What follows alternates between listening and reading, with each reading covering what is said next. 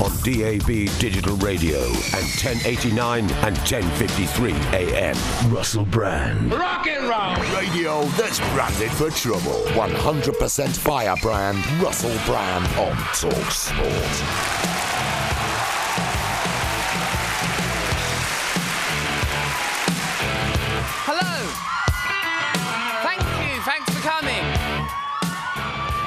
You are here. We're in a conference centre. We can confer if required. The first or second time I did the Edinburgh Festival, I think this year I was still on drugs, I think, at this time. There were little boys, again, schemies, and they were loitering around our show, and I quite liked them. So I gave them a job giving out flyers for me and generally assisting with the show I was doing, and they would come and be in the show with me. They were lovely, but because they were, as I say, schemies, they were naughty boys, right? And there's one who's about that big. He was the leader, like Artful Dodger. That's 7, isn't it, that big? Then there's another one just a bit smaller than him. That's maybe 5 or 6. Then there was one, a little girl, about that big, couldn't even talk. And it was just out with the others, living life. The first 2 smoked and everything. Oh, come on. That one was just, couldn't do it didn't even know language yet. Was still communicating just on facial gestures. Which were nice, beaming ones. I liked the leader, I can't remember his name, but I goes to him, look, if you lot give out leaflets for me and be in my show, I'll give you some money. Wasn't much, £1. They're very reasonable workers. That is people complain about child labour. Very good in a chimney. I mean that in the literal sense, Jesus. But the Gilded Balloon, the venue where we were doing it, they said that it was against employment law for me to have children working for me. And I kept the letter, in fact. Look at that. Look, Dear Russell Brand. I like that for a start, because I like that they call me Dear Russell Brand. When was this happening? 2000. That's 10 years ago. Dear Russell Brand, I've been made aware of several incidents involving the children you have working for you. I love that. These children you've got working... Yeah, what about it? Well, so what if I've got children working for me? Firstly, I must point out that it is against employment law to employ minors in any capacity. Obviously, not down in mine, otherwise what could get done? And then the Gilded Balloon does not allow children to work in any of its venues or areas. There was an incident on Monday when items were taken from the production office. You were informed of this. Oh, yes, I was. Why are they telling me that I was informed of this? You were informed of this, and those involved have been barred from administrative areas. That's a punishment that's going to hit any 7-year-old pretty hard. I'm sorry, you will no longer be allowed into the administrative areas. Administrative areas. It's like a theme park in there with the post-it notes and the computers. What child doesn't dream? This year we're going to an administrative area. I've now had further complaints from venue managers of the same children causing a nuisance in and outside venues. This has involved the throwing of items at people queuing for shows. And abuse being given to staff and customers of the Gilded Balloon. This is unacceptable. Oh, really? I thought it was a congratulatory note. I thought the last paragraph will be, you receive your knighthood. I must therefore insist that these children are no longer admitted to any Gilded Balloon venue or public area, and that you cease to employ them illegally to do flyering for you. I'm sorry to have to taken this action, but they are causing a great nuisance to staff and customers, and I'd appreciate it if you could advise them to no longer come to the Gilded Balloon. I hope I do not have to take this matter further, General Manager. It was a real bad day for me, that, because let me tell you something. It is not easy to sack a child. Come here. Cigarette? Oh, no, thanks, Mr. Brand. Right, OK, I mean, you've been doing great, but you're going to be spending more time with your family. One of them said to me, but Russell, if we don't work for you no more, we'll just go back to stealing. And they would, if they were keen smokers, not the little one that couldn't talk yet, because she was too young. They obviously had some system of rules in place, even for child smoking. And but they would like to set things on fire and that. Arson, that's what it's called. And like, when my mum was up, like my mum come and see me, and I go, Mum, meet my employees. This is the staff. And then my mum really loved them because they were children. They'd come out of us, all like go for milkshakes and all that. It was a nice time, really. I was like a Fagin sort of a person really, for a while there. Okay, so that's that. Oh, yeah, so yeah, there's my Edinburgh credentials. Not that I'm suggesting, you know, forced child labour is something that your city is particularly affiliated with, just when I'm visiting. Let's turn the lights up for a moment to look at you all so I can start making some value judgments. Whoa, that is melodramatic. Look how beautiful you all are. Hello. You're in a conference centre. What, darling? I'm sexy. What a lovely observation. Thank you. How kind of you to say so. Allow me to remove a garment to celebrate. Oh, Christ. What, darling? I still owe her a kiss. I'm afraid that deal now might be null and void. When did we strike up this bargain? I'm so sorry for the trouble. Here's the penicillin. It'll clear up. I owe you a kiss. Yeah, all right. Now there will be kisses later. This is as you. It's your 21st. What? Rock you've smoked this evening? Birthday. Congratulations. Well done for living in 365-day cycles, like everyone else on the planet, and not dying.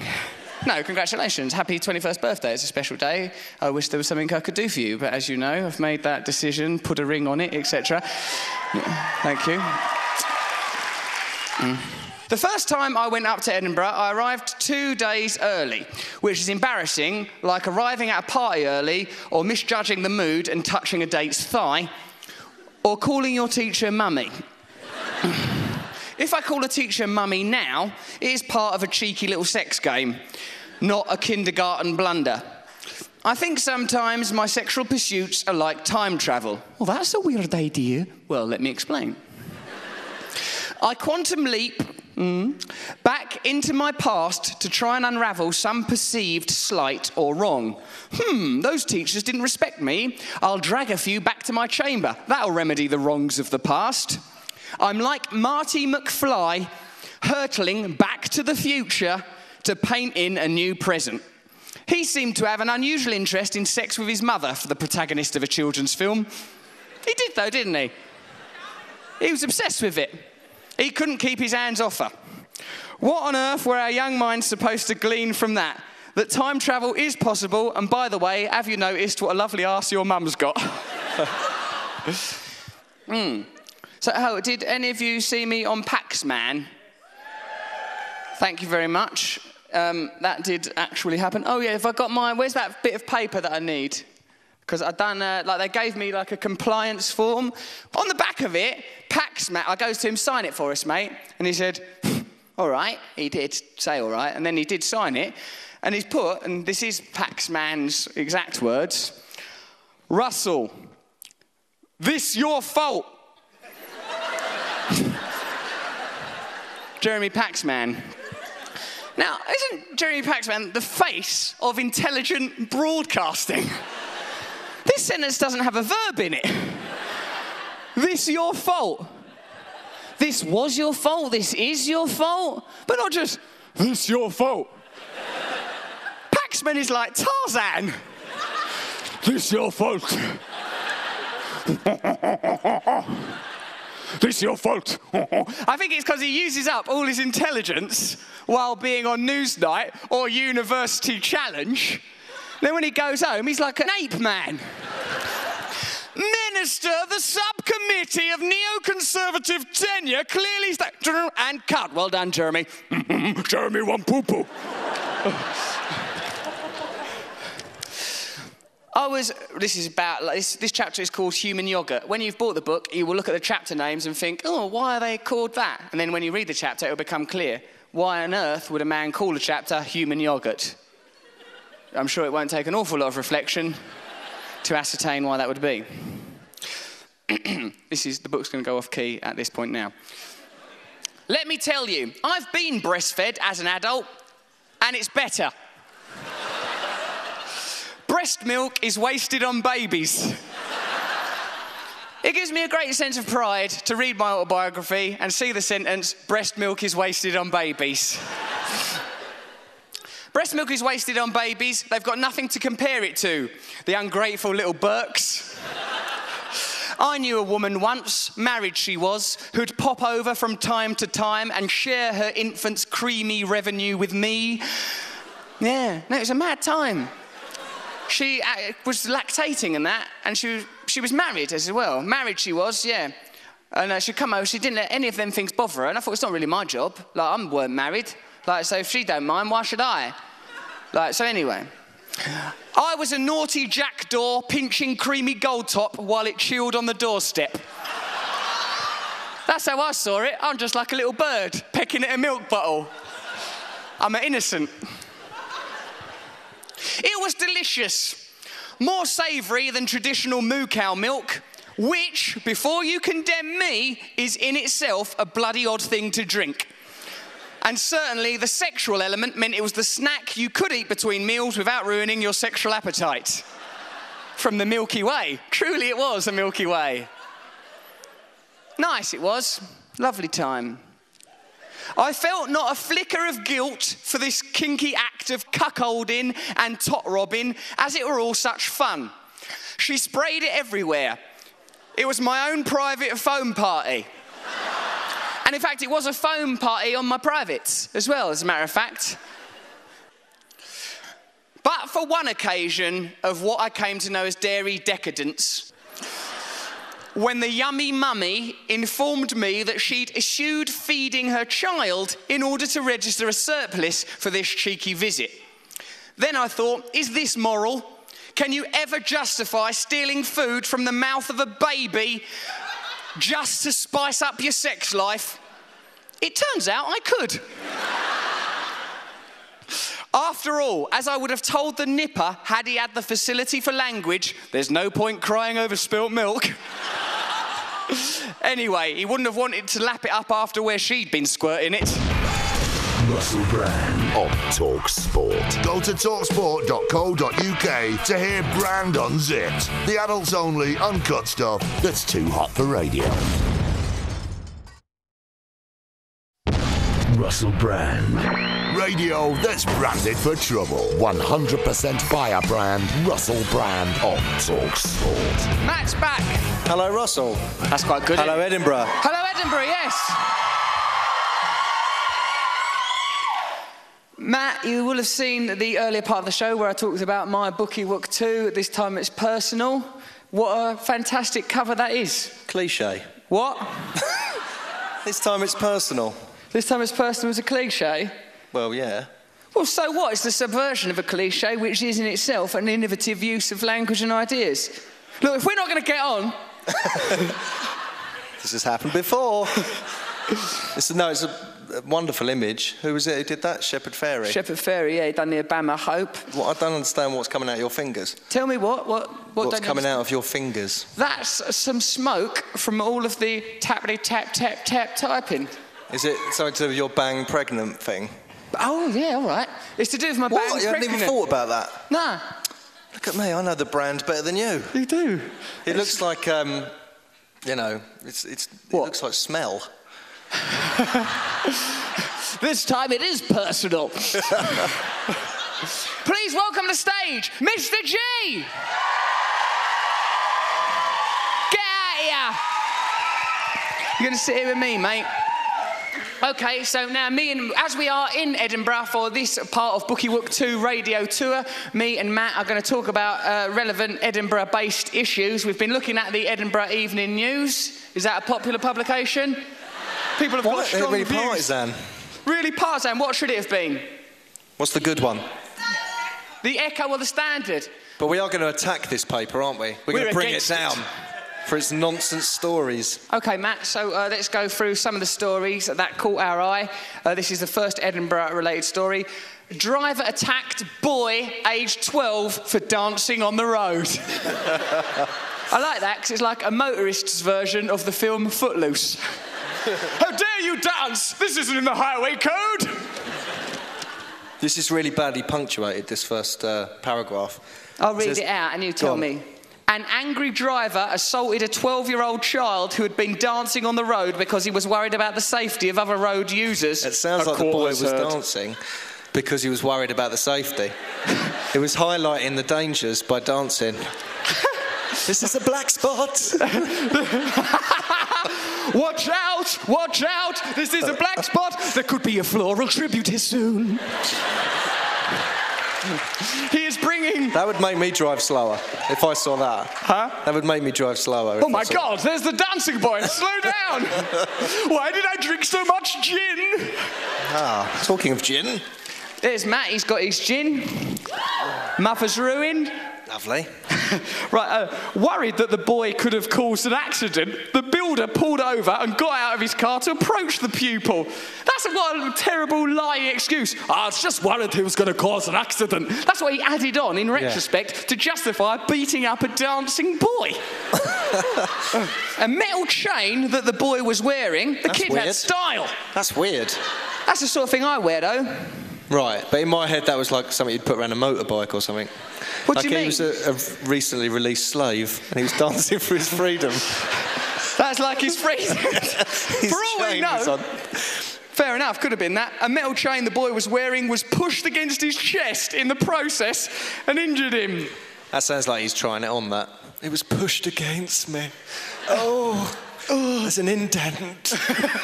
It's over an hour later, you can still make out the shadow of the chain.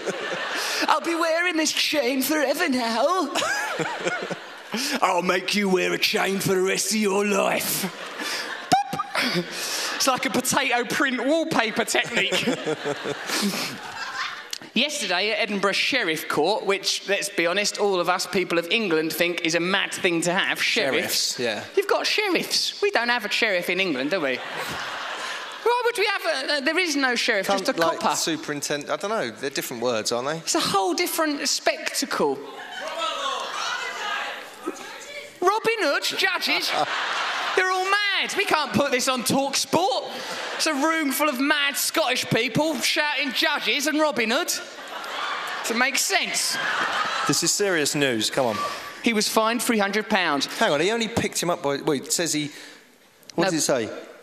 Grabbed him by his clothes. Grabbed him by his clothes, but it made the chain go on his chest. Good job that he didn't see Mr. T, because I pity that fool if someone pushes his chains into his chest. Blimey. Chest. Sucker. OK, well, that's the views of the people of Edinburgh. Now it's time for a commercial break. Russell Brand on Talk Sport. Go to talksport.co.uk to hear Brand Unzipped, the adults-only uncut stuff that's too hot for radio. Russell Brand. Radio that's branded for trouble. 100% firebrand. Russell Brand on Talk Sport. And now for the next news story. This is actually, I like this news story. Capsized canoeist rescued after late-night lobster hunt. OK, so what do we know? Well, there are some canoeists that weren't that good because they capsized and they went on a lobster hunt. Oh, well, that's already a stupid idea. What time did they do it? At night. What's the best time to hunt lobsters, a creature that lives on a seabed? Well, I'd say at night time. And how to do it? On some sort of stable vessel? No, the canoe. Two bungling canoeists. Lovely. I'm not only a canoeist, but a bungling canoeist, Matt. Not even an efficient canoeist. Is it illegal to steal lobsters? Do they belong to someone? I think they do if they're in a lobster pot. I mean, I think if they're roaming the seabeds, like them ones out of Little Mermaid, anyone can have that. Right. Under the sea, anyone can have him. But once he's in a little... Because you know how they catch them? They put a pot down there, they wait for the lobster to go in it, which evidently the lobster does do because it's an idiot. Yeah. I'm vegetarian and I don't eat lobsters, but they're not one of the animals I feel affection for. I don't feel, you did what to a lobster? They're scavengers, aren't they? They're bottom feeders. They're scavengers, they're users, they're bully boys. I think a lot of them are homophobes. Two bungling canoeists sparked a major rescue operation after they capsized while fishing for lobsters in the dark. If you are a bungling canoeist, fish for lobsters in the day. You're already bungling. It is understood the pair set off to check on lobster pots and anchored off the coast of Cockenzie Harbour. Cockenzie Harbour sounds like a German word for, hey, baby, I've got something magic down there. Cockenzie Harbour? Yeah. You want to maybe Cockenzie Harbour? Why don't you harbour my Cockenzie? In one single, this is what they've done it in, these pair of goons, in one single and one double kayak on Sunday evening. The men apparently began taking the creels on board. However, one dropped a pot into the open kayak, causing panic. No! There's a lobster in there! You can't have panic between two people. You can't, two people panicking, that's just a fuss. Yeah. It's not enough people, is it, for a fully blown panic? Because it can't spread to anyone else. Right. It's just two people. Like, if we are the people the lobster! The lobster! That's it! It's just two men. Alone on the sea at night. For me, that's just a tiny little painting of worry. Yeah. Afloat on the sea. A lovely little postcard. Just two people go, holding on to their canoes. Pointing at a lobster. Lobster! They should have realised what was going to be in that pot due to its name. What's that in the lobster pot? But maybe they're so poor and they were committing a crime to steal lobsters whilst being terrified and completely confused about what lobsters actually were. So, I like lobsters. That's them with the fluffy tails and the big ears, right? We'll get them from the seabed. Crikey! These lobsters aren't so fluffy as they are on Easter morning. Now, on this show, we've now got gold medalist Chris Hoy. Round of applause for him, please. Chris Hoy, we're looking at an image of you. You've got 3 golden medals around your neck. You look handsome. You look like the adult Milky Bar kid. What's it like being you? It's very good, thank you, yeah. Life's changed a lot and it's going pretty well. Chris, we're happy about that. Now, legitimately, Chris, there is a live audience here. Sometimes you will hear laughter, and I've, as you know, got a reputation for being a radio radical, but please rest assured that we've got nothing but love for you, Chris Hoy, on this show, and I've never met anyone in your family, so don't worry about that. I haven't got any grandkids, don't worry.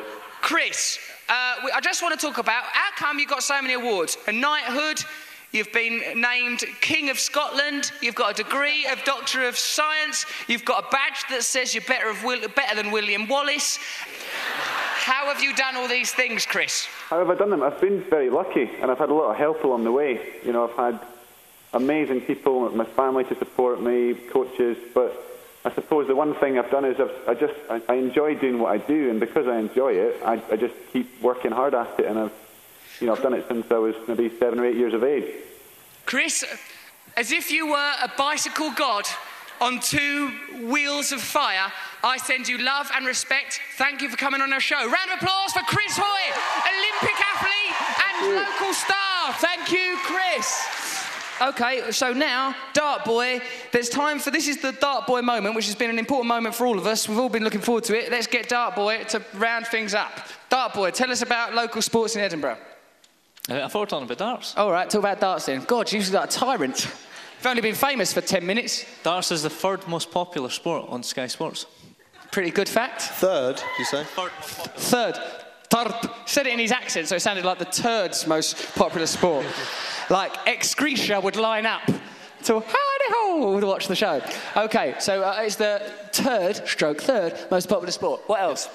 They held the darts at the O2 Arena in May. Well done. Did you know that, Matt? Darts at the O2? Darts was at the O2 in May, Matthew. Did you know that? No. Did you know it, G? Do you feel bad that you did the O2 and it was a big milestone, and then darts did it? Yeah. Just some darts. And now... Yeah, it's really undermined my achievement. Thanks for that second fact, Dart Boy. What's your next one? British Comedy Awards, easy to win. Say darts, champions. He said after the O2, like, what do I do now? What do I do now? And then, no, sorry, can you move out, because darts is coming. What a night it was. Yep, I guess I'm at the summit. Could you get out of the way? We're trying to put this dartboard up. We're now going to do the Q&A section of the show. go with your mic to the people who we select, or in fact you can select them a bit, and then ask them a question and then me, Matt and G will answer that question. So let's turn up the lights so Dart Boy can do our evil bidding. And a round of applause as Dart Boy ventures out. Okay, if you have a question, attract the attention of Dart Boy, and he will then come to you with an amplifying device. Hiya, Russell. Hello, what mate. it is I'm just wondering, I've been on the telly myself. You liar. Do you ever get nervous when you know that there's thousands of people watching? Nah, I'm nervous before it, but once I'm on the telly, I just feel all right. I like it. Like before the shows, like leaving these shows, I'm a bit nervous before it, but once I stand out here, I feel like very unified and I feel like very happy with yous, so I'm not bothered. So, Dart Boy, thank you, madam. Dart Boy, find a new person to inquire of. Look at Dart Boy go, Matt. Doesn't it make you proud? So good. That kid was nobody an hour ago. Now he's the best prospects in British television. Hi, Matt. What? Matt emailed me. Hello. You know that person, Matt? Uh-oh, this is going to be awkward. Do I know you? I Facebooked you and you replied. Oh, dear. Oh, God. I sent you, like... Just give her 500 quid and tell her to get rid of it. Get rid of it, love. Just get rid of it. He said you and him are going to do more stuff together. Are you going to do the movie Bad Father? Not after this, no. This has been a triumphant reunion, hasn't it, everyone? And now we've got Dart Boy. We're stronger than ever. No one could stop us now. No. Not now with Dart Boy. Right, Dart Boy? Dart Boy. We don't know who he is. Do you remember when he was Dart Man? Yeah, we didn't know who he was. We've known him since he was Dart Man. He'll be Dart Baby soon. Then he'll be Dart Fetus. Then he'll split into two and be Dart Sperm and Dart Ovum. He's going to be the greatest tour ever. Right, Dart Boy?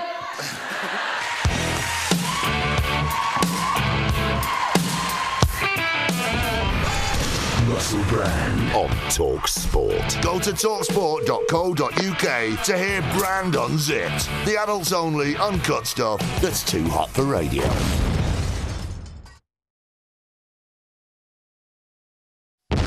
Russell Brand. Radio that's branded for trouble. 100% firebrand. Russell Brand on Talk Sport. Hello, so you're listening to Russell Brand live on TalkSport. Well, I'm not exactly live, but I mean, it's probably pre-recorded. It's been for a series of edits, but there was a point where this was actually live. With me is my long-time radio collaborator, Matt Morgan. Hello, Matt. How are you? I'm very well. Hello. Also with me is Mr. G. Hello, G. How you doing? Right, I was impressed with Dart Boy. One of the real pluses of the show that we just did, I think, would have to be Dart Boy, an Edinburgh sporting hero who sort of, over the course of the... You can just hear now... Has he actually won a competition, or has he just played darts? I don't know, Matt. I really want to get to the bottom of the Dart Boy phenomena, because as far as I know, all that happened was G, at the beginning of the evening, was asked to identify someone from the city of Edinburgh that had some knowledge of sports. Now, by the end of the evening, the phenomena of Dart Boy had evolved to such a point. I mean, people say it was like Beatlemania a lot, but it was Dart Boy mania out there, wasn't it? I mean, beyond Jedward, beyond the Jonas Brothers, this Dart Boy phenomenon has gone mad. And I'd like to state, I own Dart Boy and all his subsidiary rights. I own Dart Boy Inc., the Dart Boy logo. Singling out on Monday. There's a Dart Boy single, Bullseye, with Dart Boy on the I don't Ocky. think he's achieved anything, though. Let's find it like this. Let's just get Dart Boy, no talking please. So let's get Dart Boy out here now. Dart Boy. And we're going to have a Dart Boy jingle, hopefully, by this time next week. Yeah. Dart Boy. Insert it now. Right, so, Dart Boy, I wonder if you come here, you can share my mic. I don't want you unsettling, Mr. G. Sit down. What have you done? Perch there, darling. What have you done to deserve the name that I myself have given you, Dart Boy? Oh, look at that. He's got his own microphone. He's like a premier. We have to earn the mic, His own Matt. driver. I know a lot of knowledge about darts. So, hold on. Your whole remit and justification for being called Dart Boy is that you know a lot about darts? Yes. So That was enough for everyone. Well, it seemed that it was. I mean, that's the thing. I would like to argue with him. I thought you'd won a competition playing darts. You just know Hopefully, about darts. eventually. Yeah, I do. You yeah. eventually might win a competition about Hopefully. darts. But equally likely is that he might not.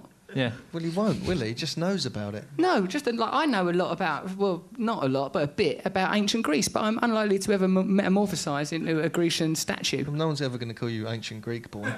Dart boy, where do you get off calling yourself Dart boy when all you have to justify that title is a bit of knowledge about darts? I was given the title by everyone else, so they must have justified it for me. But how do they know that you know about darts? Because they asked everyone, obviously, if you have any knowledge about sport. And I was Who the was only one that asked that question? The warm-up act. The warm-up lady, Susan. Yes, she came out, she said, who knows a lot about sport? Dart boy stuck his head above the parapet. Suddenly, he's the new Madonna. That was about 10th down the list, though. So are you a sports person? Right. Do you do sport? Have you recently won a competition? And then all those really questions, no. flimsy down the end of the list is, do you know something about a sport?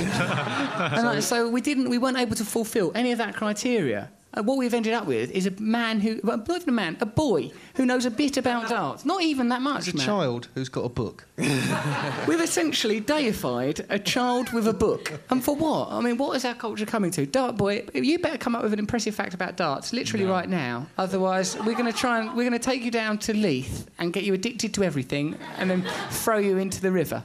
What do you know? The highest amount of dart, or the least amount of darts thrown. Sorry. The highest, the least. Right. There's nothing, Matt. The least amount of darts thrown to hit 501 is a 9-darter. So with 9 darts, 501. Everyone knows that, though. Everyone knows that. Yeah. I knew that. I knew that. Phil Taylor hit it. Everyone here, did you know that? Yeah. Everyone knows that, Dart boy. You've got to have a great deal of bravado to come up here and claim to be Dart boy you've got one dart fact that the whole rest of the world shares. And I'm just going to ring my mum. Hello, Mum. Yes, hello, Russell. What's the minimum number of darts to achieve 501? 9. Even my mum knows it, as has been telephonically proven just Joe then. Pasquale, your mum. As a matter of fact, Joe contributed some genetic matter to the proceedings. Well, Dart boy, thanks for coming.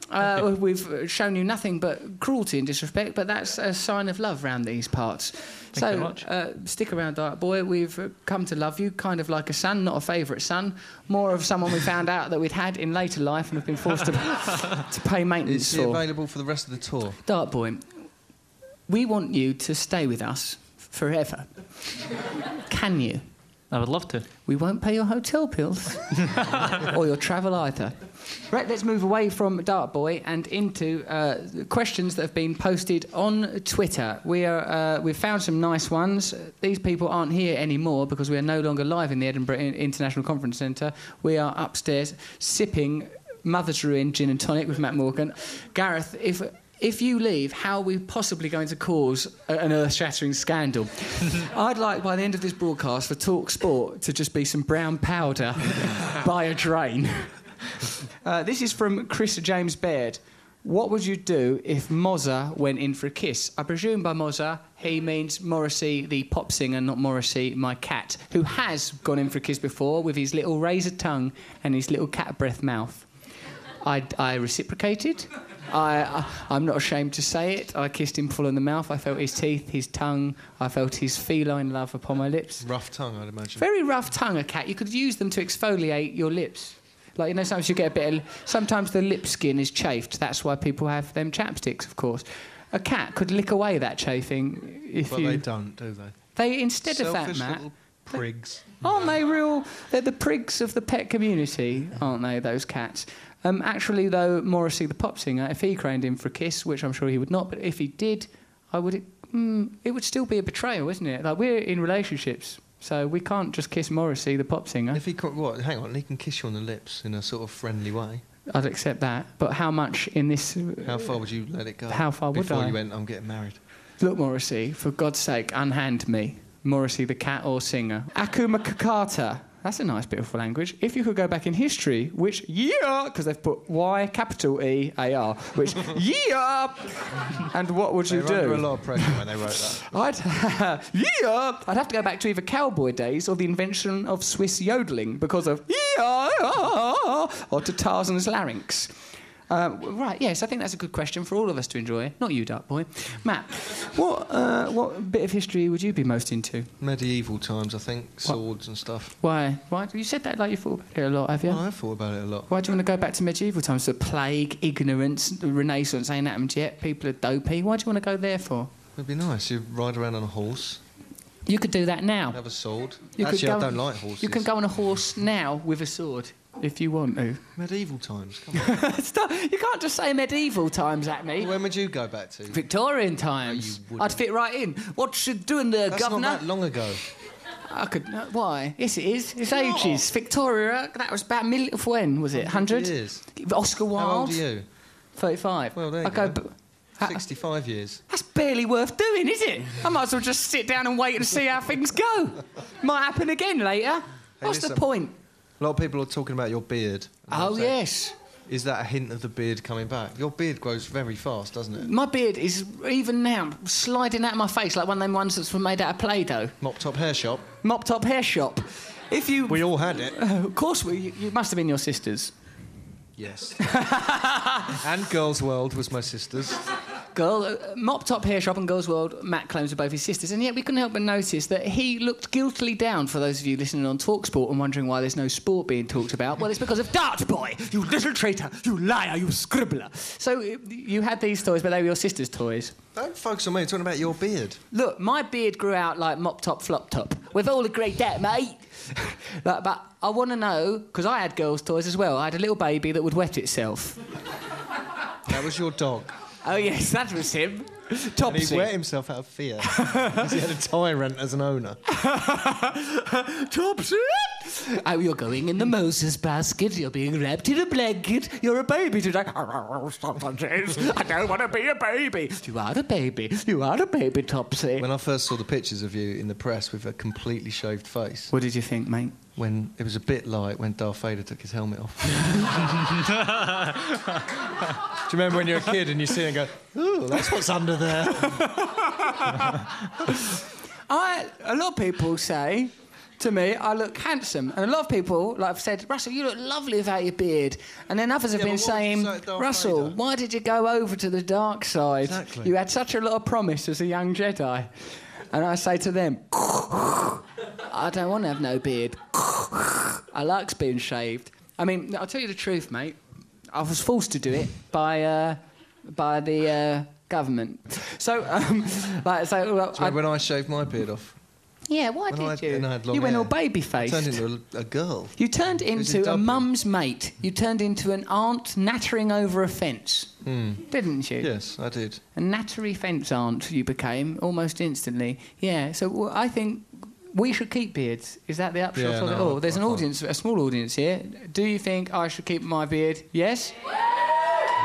Or do you think get rid of beard? Does anyone here like him without a beard? There's her, look. She seems nice. There's one girl who would just accept me for what I am. Who would accept me just for what I am anyway? No, that's none of us. No, we won't accept you for what you are. You must be in some way demonstrating our feelings through your face here.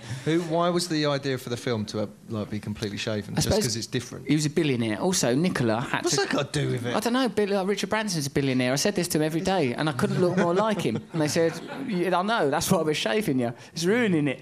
Then Nicola, tied my hair up in little plaits up behind my head and stuck them up under my skull bag. Head, I think it's called. And then that was old Arthur for you. Sniff of the old booze and out you go and act yourself silly. Right, so hang on. It wasn't like someone told you, you've got to do this for the role. You had some... I was forced. Oh, really? For the role. They said, come on, shave it off. And it was really first I was doing it in slow degrees, mate. First of all, slowly doing it. Slowly, catchy monkey. Shaving it down. So eventually there was nothing there. And I came out of there like a cat in a bath. I came out all bedraggled and confused. And they said, look, well, everyone likes this. We've made a terrible error. They didn't. They goes, it's took years off you, this. Get out there and pretend to be Arthur. Years off you? That's what they said. Really? I didn't like it. You thought I like you with a bit of stubble, I think. I think without it, it's a bit... It's too severe. Not like that. Yeah, it's too... it was too severe. Like a big face jutting into the world in angles. Yeah. Like carving it like a Dairy Lee triangle. You looked a bit haunted by yourself. Dart Boy, if you think you're getting your place on part of my chair back, you're mistaken. I'm happy on my knees. That's where you belong, Dart Boy. Look at that dart boy. He's got his connection with people. Yeah. Everyone's gone nuts for that joke. I'm happy on my knees. See, when I say it, 50% less laughter. Dart boy is brilliant. We're keeping you, dart boy. So we've got this tweet here. Quiet Storm Star, have you ever had an encounter with something paranormal? Oh, that question first for you, Matt. Have you had an encounter with something paranormal? Don't include me in that. Are we answering these seriously? Oh, yeah, all right, yeah. I saw a UFO. You did, didn't you? I saw a group of them. Don't you it, because I was on the phone to him while you were looking, wasn't I? You was living round I phoned you about a few hours later. Yeah. Try and include yourself in my paranormal. I was commanding them, wasn't I, mate? But with lightning out my fingers. No, I saw these UFOs, and then it was in the local paper, and it was on the internet. Matt Morgan sees UFOs. No, I did. It was in the local paper that it happened. It wasn't about your affiliation with them. No. It wasn't going Matt Morgan sees them. Just everyone was seeing them around that neighbourhood, weren't they? Yeah, it was weird. The whole of, Holloway Road stopped and watched these things. All running Holloway Road? You saw a green ball come in your room once. I'm never going out with Shrek again. How was your dad? No, you did, didn't you? Yeah, this green orb came into my bedroom, floating about 6 foot in the air, 4 or 5 foot. No one knows anything about heights in this bloody room, right? And it just floated around there. I'd like to think it then granted me with cosmic powers. Don't belittle this. Oh, yeah, well, once this green ball came in. When he first told me this, a green ball came in my room when I was a child. It floated in and blessed me with cosmic powers. My parents aren't my real parents. You told me this once. I was put here by aliens. You did honestly tell me that you're... and I would like to tell the world that this green This orb... is a press conference now. Right, okay. It looks like one. Yeah, it does. It looked like, just for the listeners, we're sat behind a trestle table. It's got a velvety tablecloth on it, in order, coming from left to right. We've got Matty Morgan, then we've got old Rusty Poos, then we've got Dart Boy, the arse, and then we've got Mr. G, resident poet. Now, we're sat there behind this thing. Let's pretend it is a press conference. OK, this green orb, I like to think of alien consciousness, came into the room, just floated around there. I was about 7 years old. Any questions, Matt? What did it do to you? It just sort of hovered there for a while, just floated around. It was only about the size, shape and brand of a Slazenger tennis ball. Round of applause there from the adoring audience. Dart Boy, will you join us on the road? Of course. We've kidnapped you now. Honestly. I'd love to, yeah. You'll have to sleep at a different hotel from me, because you're freaking me out, man. OK, so that brings us to the end of the show. What a fantastic show it's been. Have you enjoyed it, Matthew? I've had immense fun. It's been fun, hasn't it? Have you enjoyed it, G? Yeah, I've had a lot of fun, man. Dart Boy, did you enjoy it? He's got his own mic now. He's one of us. He's got his own show. It's Dart Boy. You were here the night that Dart Boy rose to prominence. People of Edinburgh, thank you for being at our first Bookie Wook 2 tour.